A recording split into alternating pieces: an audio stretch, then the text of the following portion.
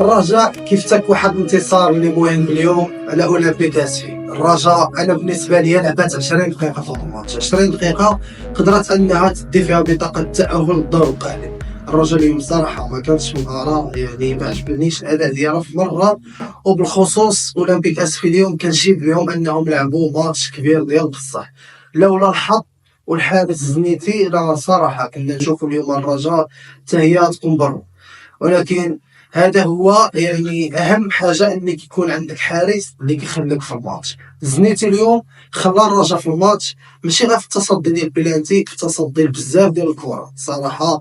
يعني حارس اللي كبير وكيأكد انه من الاساطير اللي دازوا في الرجاء، يعني يبقى يعني لاعب كبير زنيتي.